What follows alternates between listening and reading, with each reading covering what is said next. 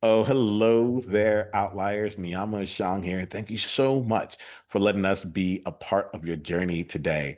Woo, we got ourselves a round table for you today. We have two incredible outliers that are bringing their experience to the table and are here to challenge our thinking as well as their own throughout it. So I'm excited to have Bill Stainton and Robin Ferguson with us today. Thank you both for making time for today.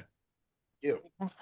Awesome. Well, I'd love to give outliers a chance to get to know you. So, Bill, we'll start with you. Do you mind letting us know more about you and the game you're currently playing? Sure. Yeah. Let's see. I'm Bill Stainton. My background is that for 15 years I was a TV producer. Actually, I was a TV producer for 20 some years, but for 15 of those years, I produced what ended up being the longest running, highest rated, and most award winning regional comedy TV show in the United States. So that's my background. What I'm doing now is as a keynote speaker, a consultant, a strategist, I help leaders and their teams develop their own sense of innovation, creativity, how to think differently about things. That's kind of my passion, and my mission is to let people know that everybody's an innovator. It's not just for the others. It's we're all, we've all got it. Ooh, Bill, we're going to play. Congratulations on what you've created, and I think you're also speaking to something that's really great, which is like, okay, having had all the success you already had, how do you continue to innovate on top of that? How do you continue to move that forward and play that out in the world? Like, I will also say one last thing here, which is that every time I have these conversations, I look for what this podcast could be. So please, let's innovate here. Hopefully, this is a conversation unlike any other one that we've had before. You good with that? Cool, yeah. All right, let's play with that. Yeah. Robin, how about you? Do you mind letting us know more about you and the game you're playing? Yeah, we're gonna have fun. Hmm. Um, I'm Robin Ferguson, and I am a transformational leadership executive and life coach. I've kind of had a winding road in my career, as well as it sounds Bill has. Started out as a nurse, spent some years as a minister of a couple churches, and then went into consulting. I've been a coach for about 15 years now. And I think what ties it all together for me is this compelling mission to empower and uplift others, and really an unwavering belief in people's potential. Whether that be through coaching, speaking, writing, that's the mission that compels me is just, when I wake up every day, how can I be in service to others? How can I lift up those around me or those I'm working with, the leaders of organizations in every interaction. So that's the game I'm playing. We're gonna have some fun here today. Um, Yeah. I, I'm gonna start off here, Bill. You brought in innovation. I feel it'll be really fun to presence that quickly and not even quickly to present that in our conversation because I get excited for where the conversation might go once it has entered the room. So let's play with this. There's a part of me that is let's do two things. Firstly, let's have a shared understanding of what innovation means. So, Bill, why don't you, for this part of the conversation, why don't you define for us what innovation means to you, so we might be able to play around with it in the combo. Yeah, my kind of thumbnail definition of innovation is turning creativity into money. Now, Mm. here's what I mean by that, though, because a lot of people think that innovation and creativity are the same thing. They're not. They're closely related, but creativity is the coming up with the ideas. Innovation is taking those ideas and turning them into something of value. I say money just because it's a great little bumper sticker, turning creativity into money. But money could be efficiency, it could be time savings, it could be better relationships, it could be, I mean, it's anything of value. So creativity is just coming up with ideas. Well, that's easy to do, and I can show. I work with leaders and teams all the time, showing them how to come up with lots of ideas. But then, how do you pick the one or the ones that can really make a difference, move that needle forward, whether it's in business, in your professional life, in your personal life, whatever, and then bring it out into the world. Because an idea that you keep to yourself is worthless, but an idea that you bring into the world is priceless. So that's my definition of innovation, creating something of value that moves things forward. All right. I'm very glad that I asked that question because I had a very different definition in there. I've Oh, what's forgotten it. yours? I, I, Yeah. I had thought about innovation from the standpoint of really a lot more like mechanical. So I thought about it more from the standpoint of innovation, like compared to invention, right? And so the idea of taking that which is and continuing to apply it in novel or unconventional ways towards it, Yeah. but like which feels fun, but when you talk about innovation through the lens of creativity and like essentially like alchemy into value, like what is the thing that helps the creativity like get anchored into like value out in the world, however that ends up looking. um it's a fun lens to take this on with, you know. Yeah. Yeah. Robin, Yeah. like as we come in, we're talking about this year. What's coming up for you? What's something that's flowing for you on this? Yeah, I think I heard you say alchemy, and I love that word because I'm probably aligned a little bit more with your definition. But I think of innovation as sort of the opportunity to reinvent.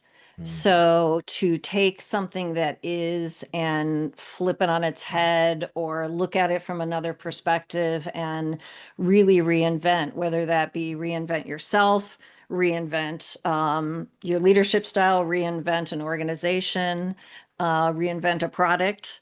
So I think, yeah, it's just looking at things through a new lens from a different perspective and flipping it over and seeing what you can find.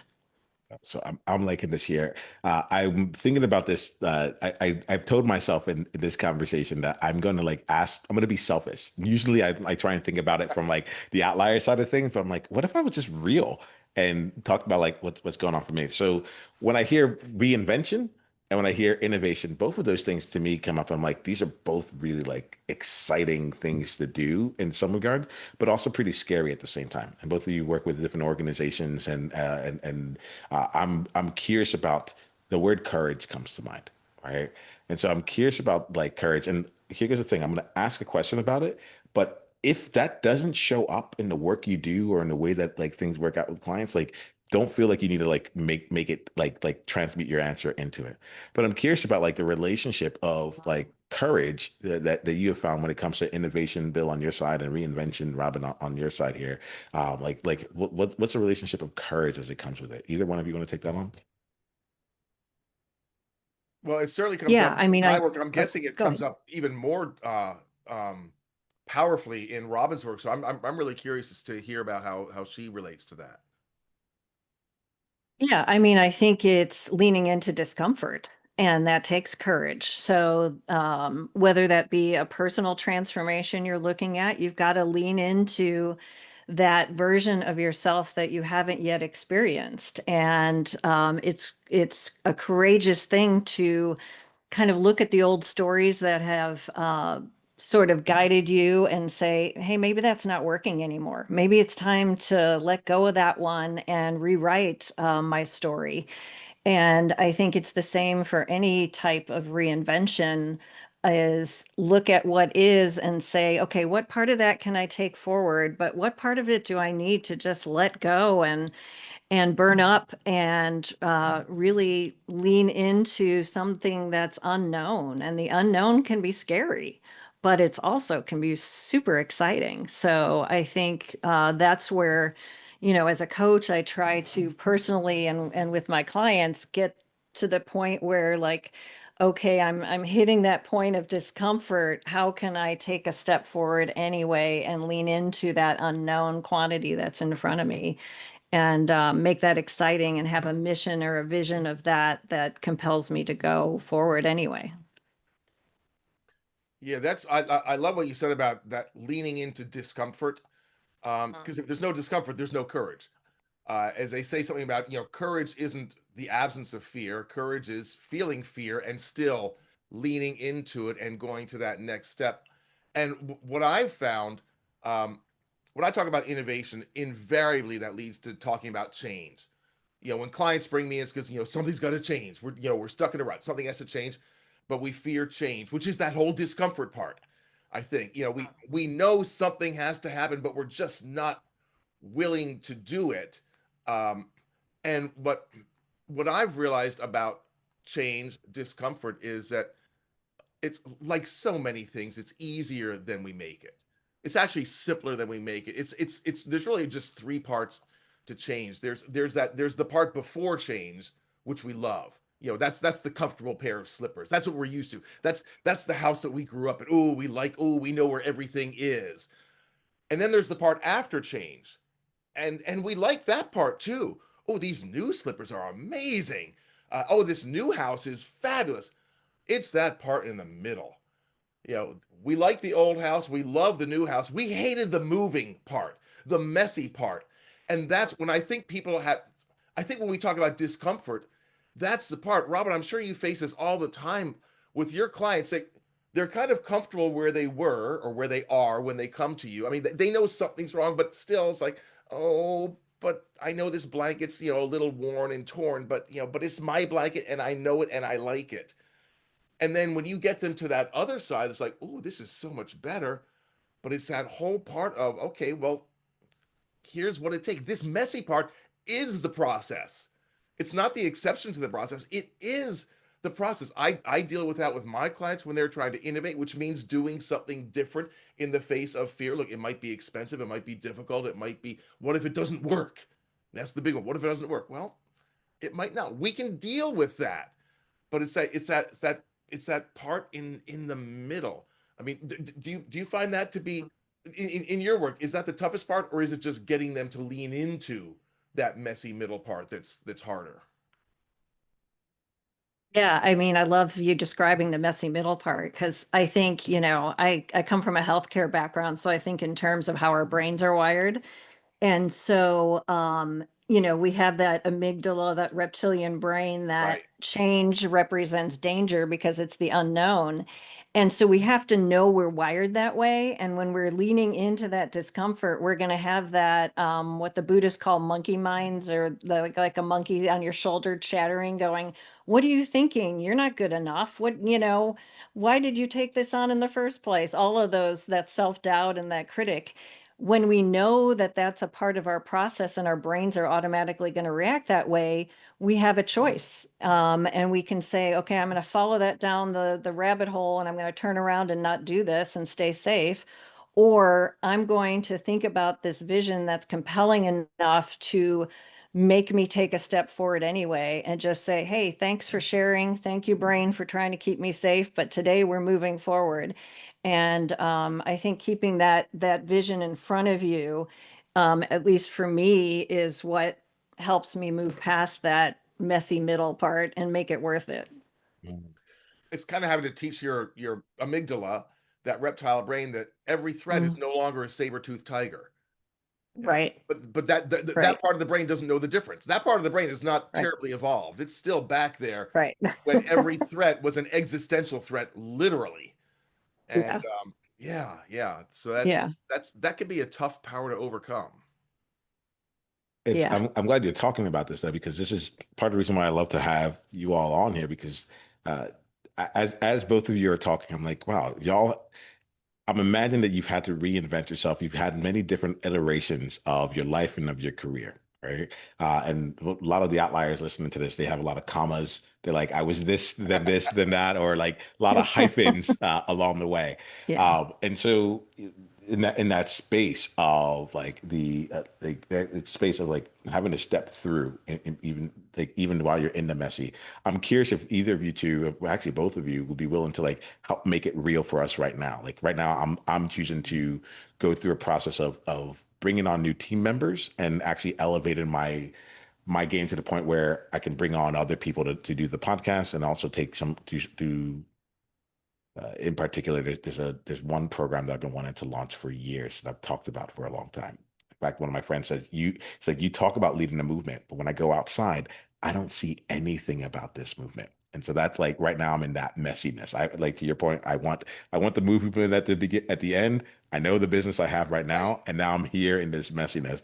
Would y'all like help make this real for the outlier that's listening by sharing like what's the messy middle for you right now that you're navigating through or that you're excited to be like going through? Bill, anything come to you on that?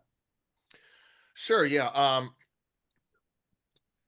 Actually, kind of give you a bit of a historical one as opposed to what I'm going through now. Sure. Uh, Start with there. So I produced this TV show. It was extremely popular. We did very well. I won 29 Emmy Awards for it. My team won over 100 Emmy Awards. Um, and then they stopped producing the show. Or they stopped. They fired us all. They kept rerunning the show for a decade, but still. And all of a sudden I went through that, and because we were celebrities in Seattle, I mean, I was the producer of the show, but I was also a cast member. So I was on TV every week for 15 years. It was an incredibly popular show here and around the Pacific Northwest. And we were on Comedy Central for 2.5 years also. So there's that sense of this is who I am. Just like I'm sure Robin felt that, like, I am a nurse. If I'm not a nurse, who am I? If I'm not a nurse, what am I? If I'm not on TV, if I'm not producing this TV show, what am I? But all of a sudden, it's like, well, you're not producing the TV show anymore. You don't have a TV show. What do you do? And my challenge was that I kept defining myself too narrowly. I thought, okay, well, I'm a TV producer, specifically for a comedy show. Well, there aren't that many of them. There aren't any more outside of LA or New York, and I didn't want to move to LA or New York. Okay, but I'm also a joke writer. I mean, I wrote for The Tonight Show and I wrote for my own show. Well, that's kind of limited, and it's tough to make a real living with that. And that's how I was defining myself, because I had these blinders on. And I think a big part of our work, yours, Niiamah, yours, Robin, and mine, is getting people to not throw off the blinders. That's unrealistic. We all have them, but to just broaden them a little bit and see, like, okay, well, what else? And now, when I started asking that question, I realized I'm actually an expert in innovation and creativity, because for those 15 years, we had to be innovative every single week, whether we felt like it or not. In essence, I ran a 15-year long innovation lab. So, like, okay, that's a valuable skill. I also learned an awful lot about how to lead a creative team, because that's a whole different subchapter of leadership. Um, and I know how to do that. It's, herding cats. I know how to do that. That's a valuable skill too. Can I do something with that?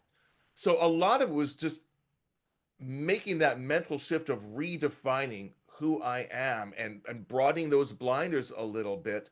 And I think, Robin, I'm curious if you went through a process like that when you left nursing, although I'm guessing that you never actually fully leave nursing. Um, but when all of a sudden that was no longer how you defined yourself, did you go through anything similar to that, or was your journey different? Yeah, I don't know. I'm not someone who spends a lot of time looking back. So I almost feel like I live in the messy middle constantly, and I've just gotten comfortable there. So change is the only thing we can really count on, right? So if we get comfortable with change, and I moved all the time as a kid. I went to all these different schools, and so maybe that prepared me. So I'm always looking for what's happening now, and be in that. So I'm not somebody who sets like a 1 year goal or 5 year goal, or one of those people. I'm somebody who lives by my gut. And so when an opportunity shows up and it feels right, or a move presents itself and it feels right, I take it. Now, I might jump off the cliff and start telling people, here's what I'm going to do. And then once I commit to that, I go, oh, shoot, what have I gotten myself into? But, I'm off the cliff now. So I guess I'm going to learn to fly. So I think if you challenge yourself to continue to grow, you're always going to be a bit in the messy middle, because you're always sort of reinventing yourself, reinventing your work. If you're going to stay fresh, if you're going to stay current, if you're going to stay relevant with what your purpose is in this changing world. I feel like so many people right now are revisiting that and going, wow, what's happening? Our world is kind of in chaos. What is mine to do? What is mine to contribute? What's my purpose now? And maybe it's not what I've been doing for the last 10 years, or maybe it's not what I thought, I would be doing going forward. So yeah, I think learning to live in the messy middle is the key. Yeah, I'm hearing this and it's making my heart smile, right? Bill, when you talk about like broadening the blinders here, I'm glad that you bring it in, because like the people listening to this, like they're well accomplished, and it's like we have this track record of success, and now it's like, am I willing? Like, do I give that up? who do I become now? Like, how would you see me? How, like, will anyone even like know me in this regard? And can I go about doing this again? I really like this like realness to what you said around like, well, what is it that I've actually been doing? I might have had a title, I might have had a specific place where I was doing, but I was really like just running innovation over and over again, you know? And Robin, something I'm getting from you is this like element of like of being when you talk about jumping off the cliff, like that hit me. And I actually want to speak to both of you around like that component of like, all right, jumping off the cliff and then like creating as it comes along. Bill, I'm imagining right now that you talked about like, the show is coming out, the comedy show is coming out like week after week. It's like no matter what, there has like the show has to go. Yeah. We have to produce something here. And so I'm curious about like for any outlier that's listening right now, that is that's feeling more stuck. That's feeling like they're on the edge of the cliff, and they maybe want to make a declaration and haven't yet here. I think both of you have some really good insights into that kind of element of like actually shipping things out in the world, even when it's you don't even know how it's going to get done, right? So you would love to see if you can speak to that, share some of the things that have worked for you in it, and again, like just keep it real with us. Like, let us know where that's playing out for you right now. It's true. So my show in Seattle, we aired at 11:30 on Saturday night. We were the NBC affiliate. We actually pushed SNL back a half an hour. So we were there. Lorne Michaels was not happy about that. We were the only people in the country who were allowed to do that. Hmm. But there's something that he famously said that I said also. But then once he says it, you can't say, well, I said it first because it's Lorne Michaels. But he said, we don't go on the air because we're ready. We go on because it's 11:30. And anybody who's produced a TV show knows that's absolutely true. 15 years, 26 shows a year, plus 4 or 5 primetime specials like per year. That's a lot of shows. I can probably count on one hand, maybe two, the number of times we went on the air where I wouldn't have loved to have had just one more rehearsal or one more rewrite or one more edit for one of the tape pieces. But you don't go on with the perfect show. You go on because you have to go on, and something amazing might happen. I'll tell you the quick version of this story. One Saturday, we're there. We're getting ready to produce the show. We're there in the morning, and it's going to be a great show because we've gotten a big name guest, which didn't always happen in Seattle in those days. This is like pre Microsoft, pre Amazon, pre Starbucks, and Seattle was just kind of this like backwoods place up in the northwest corner of the country. We make airplanes. That's about it. But we got I booked Johnny Depp. Johnny Depp. Uh, he was doing a TV show at the time called 21 Jump Street, and they were shooting right up in Vancouver, BC, which is only about 2.5 hours away from here, where I am right now. So I called him up. Turns out he knew the show. He was a fan of the show because it turns out that TV signals can actually cross borders. Who knew? Uh, but so we booked him to be a guest. So this Saturday, Johnny Depp's going to be our guest. This is going to be so cool. And then around 11 or noon, somewhere around there, day of the show, he called and canceled. He was very nice about it, but he said, they scheduled reshoots. I can't get out of it. And so now we're in a panic. And we've all been there where we think we've done everything right. We've done all our due diligence, all our planning. We've crossed our T's and dotted our I's. And then the universe just pulls the rug out, right? But it's the day of the show. And we don't go on the air because we're ready. We go on because eventually it's going to be 11:30.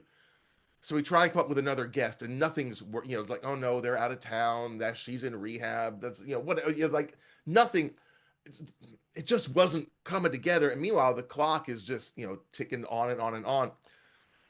And finally, my lowest paid writer, my junior writer, pops his head up and says, look, well, what about me? I mean, maybe I could do something. In fact, if we could get like a big tub of liquid nitrogen, I could probably do something cool with that, which scared the heck out of all of us. I mean, the junior writer, like, come on, nope. You don't have to listen to the junior writer. He can't possibly have a good idea. Um, but the clock keeps ticking, and finally it's like, okay, Bill, his name was Bill also. All right, Bill, tell us about this stupid liquid nitrogen idea. And he told us what he might be able to do, like with a marshmallow and things like that. And finally, we had no choice because Mm, it was okay. Let's get some liquid nitrogen.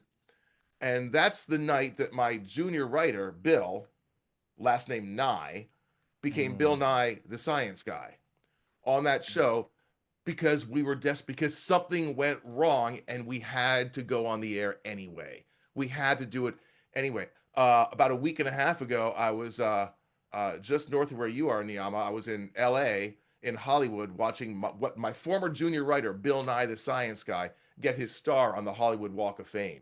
mm. So you never know what might happen. Life doesn't deliver perfection very often.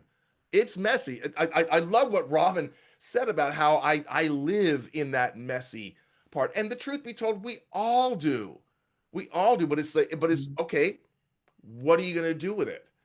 I mean, we didn't have the option of hanging up a sign saying, "Sorry, no show tonight." We couldn't get it together. So so much of just like, okay, this is the hand I'm dealt. How are we going to play it? And it might have not worked. It might have been a bummer of a segment, in which case, okay, so we have a bad show. Well, we've had those before.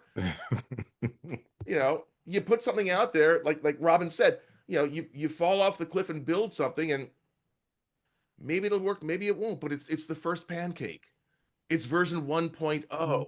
If it doesn't work, learn from it. Like, okay, let's make the second pancake better. At least that's what seems to have manifested itself in my world. I love this year. I like there's so much I can say on this year. Like I love the Bill Nye origin story. I never really thought about like where was he when he was just Bill the junior writer Yeah. here.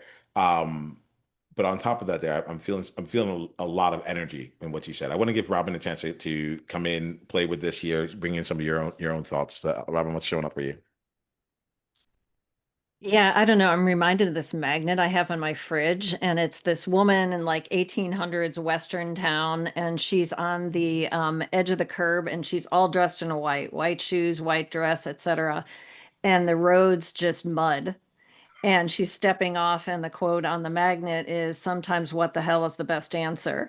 So to me that's sort of like when something comes up and I'm like, oh, I don't know, am I going to take this step? It's like, what the hell, if I don't do it then I'm going to wonder, so why not give it a shot? And yeah, sometimes you fall flat on your face, and then like Bill was saying, you get yourself back up. And there's a song right now that's my kind of road trip song because I travel and speak a lot. And so when I'm in my car, I listen to it, and it's by Bailey Zimmerman, and it's called Backup Plan.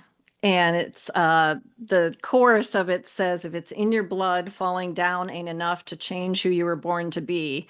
Getting back up is the only backup plan you need.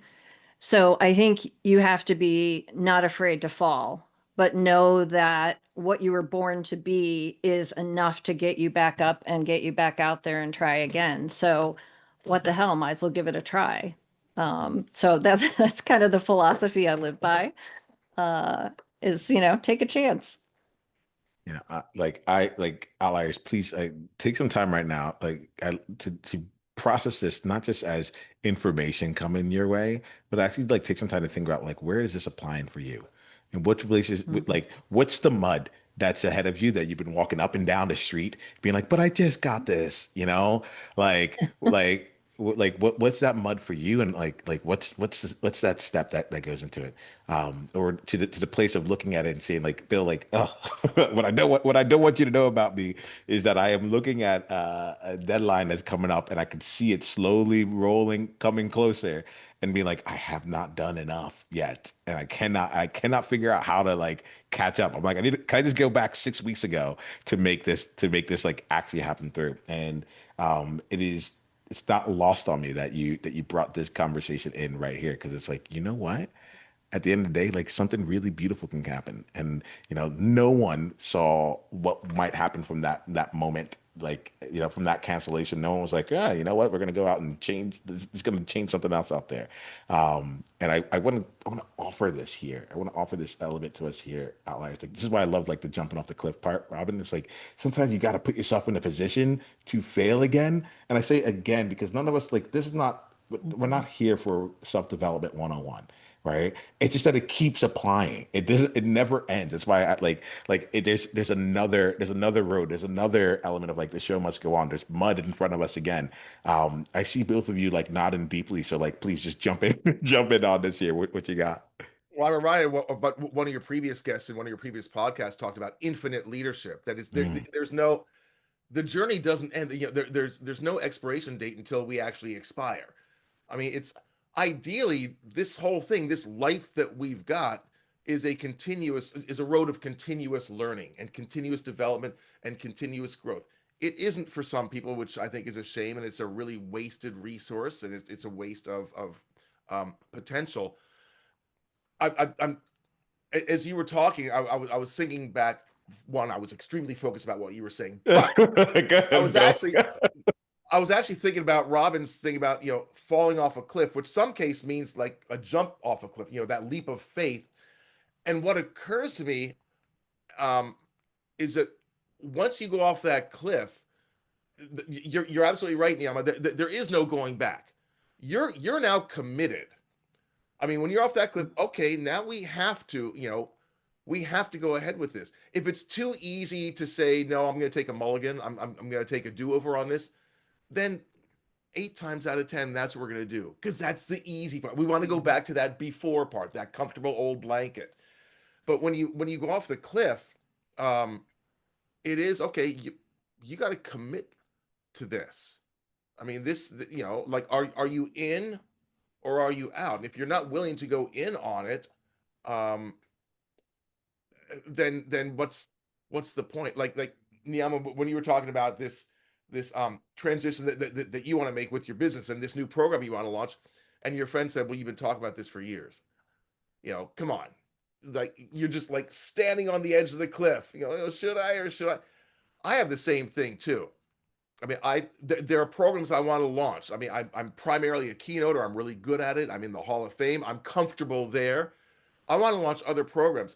I have developed dozens of great programs, a 12-week program, a 4-week program, a 3-day mastermind. I've developed all those, but very rarely do I actually pull the trigger on and say, okay, I'm going to do this.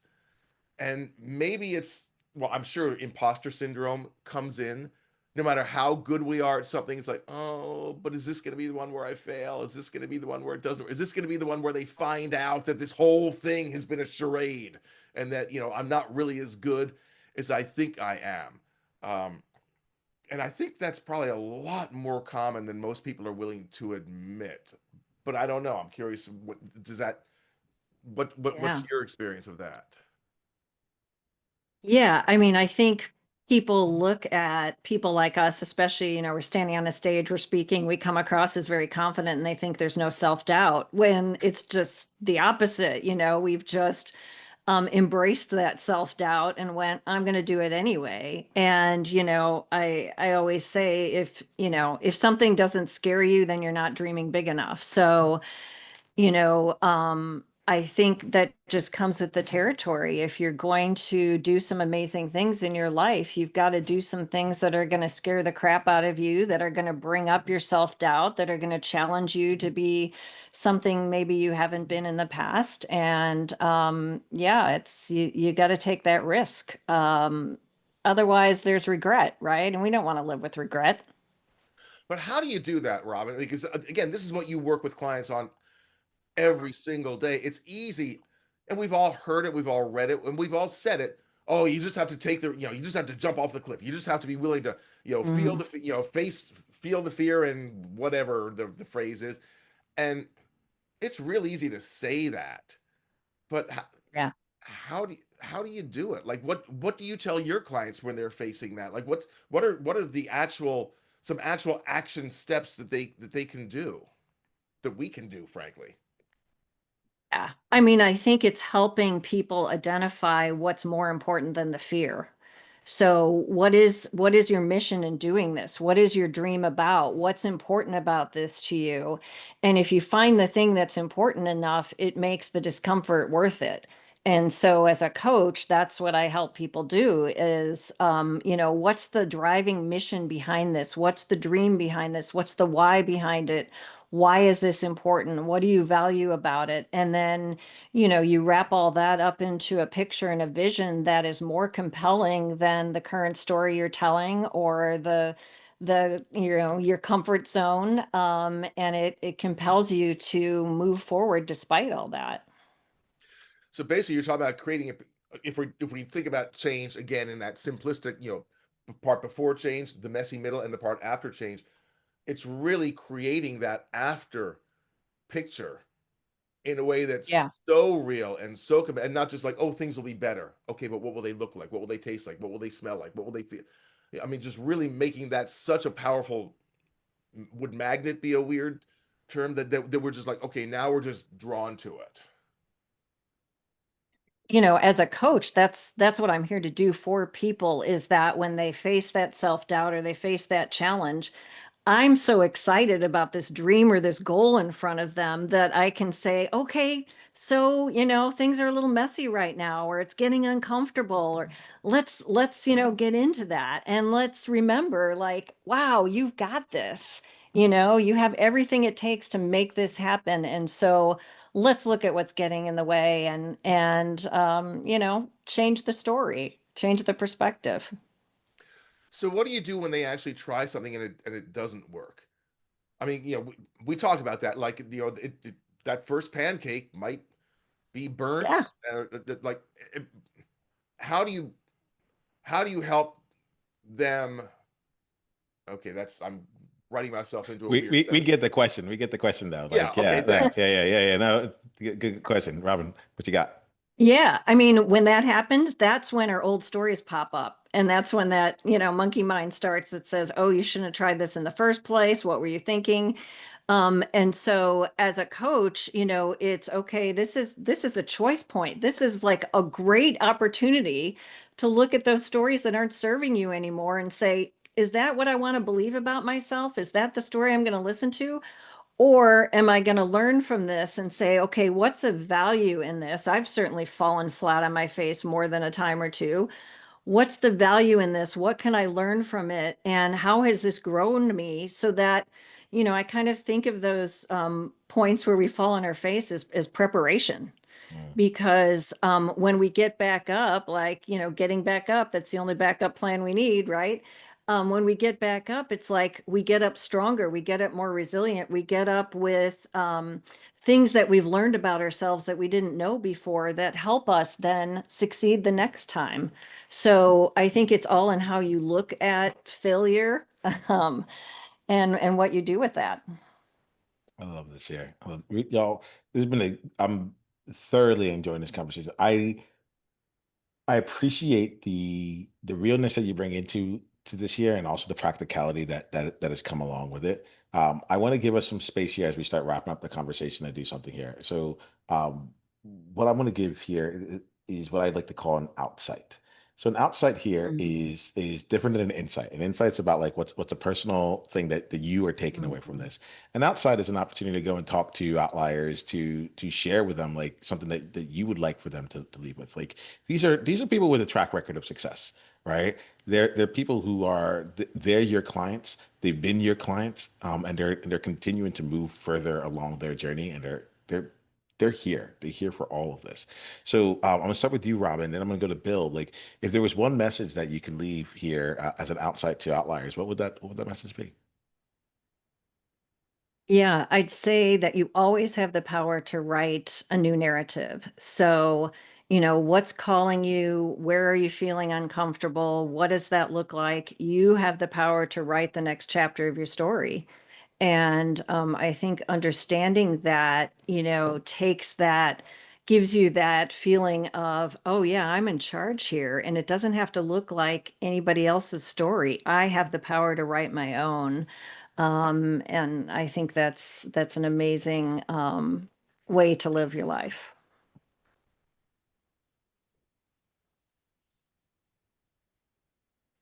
How about you, Bill? Uh, I absolutely love that. I think I want to leave them with a bit of a challenge because we talked about Mm, broadening the blinders Yeah. because we tend to mhm. kind of have the same experiences all the time. I'm gonna challenge them, people listening to this, people watching this, over the course of this next week. I want you to read an article that you wouldn't normally read, listen to a podcast you wouldn't normally listen to, have a conversation with somebody you wouldn't normally have a conversation with. When you choose that podcast, choose a podcast about something that you have no interest in. Just do something different, but do it with intention. As you're reading that article about, crochet, and you don't care about crochet, as you're listening to that podcast you wouldn't normally listen to, I want you to actively listen to it with this question in mind: how can I apply this to my situation? Whatever situation you're going through now, personally, professionally, whatever challenge, whatever opportunity, how can I take something in here and apply it? And if you ask that question, how can I do that? Your brain will try and come up with an answer. You'll find some way that you can relate it. And we can all do that. And that's part of the growth. That's part of becoming an innovator, is seeing those outside things that you wouldn't normally connect, and then connecting them in a way that could possibly lead to a breakthrough. I appreciate you both. And it's one of those things, Bill, when you first brought that last one, and it reminds me that, like, as much as we get good at what we do in a kind of a linear fashion, the element of being able to bring in, this is why I love outliers, because we've had so much experience. This is like in another way, shape, or form. It's like, keep outliering, keep getting new things. Robin, you talk like, I lived all over the place, so like, yeah, I'm good with just jumping off. Let's go. Like, and I there's just something really simple in that, there with that, actually not just simple, it feels like a very warm invitation to allow yourself to continue to keep expanding. I want to thank both of you for bringing that in here. Outliers, before we end here, there's two things we're going to do. I have two more questions for each of you. The But I want to talk to you outliers here. This conversation has already been quite phenomenal, and my ask here is that you go and you share this out in the world. The podcast grows by word of mouth, and just, yeah, really word of mouth. And so the real key here for me is that, like, feel free to go share it out in the world. I think Bill and Robin, like, we want people to know about, like, this conversation. Absolutely. But there's also something I want to invite you to. So join us in the one person, one conversation at a time initiative. And what that looks like is for you to just think of one person in your life who really would benefit from hearing the conversation that Bill, Robin, and myself had today, and then share it with them. Because in my heart of hearts, I believe, like, that's the thing where 20 years later, someone's still going to get this episode and say, wow, it was exactly what I needed at the right time with the right message, and it hits over and over again. And if you're someone that's listening to this in the future or in the present, wherever it is right now, and you hear this and someone passes it on to you, please keep paying it forward. Something about this here, I feel like it's like, this is the real secret to all this here. It's not a conversation that happened at one time for content or exposure. It is, and at the same time, this is how we change the world. And I would love, Mm. love, love, love for you to join us in that here. All right. Think of one person and send it to them as a gift. It would mean the absolute world to me. All right, so we're gonna wrap up here. The way that I like to wrap up, we've had our outsights for the outliers, so we can let outliers kind of sit. Now we're gonna focus on how, one, how they can go deeper down the journey with you, and two, for you to share an insight. Right? You were all telling, like there's things here. Like, the only reason I have a conversation is to change the world. I heard someone say that once. I'm like, let's do that, right? So, in what ways has this conversation been like? What's the takeaway you're taking, leaving from this conversation, if any? Okay. Why don't we do the same order here? So, Robin, let us know how we can go deeper in your world, and then what's the insight that you're taking from this conversation? Yeah, thanks for asking that.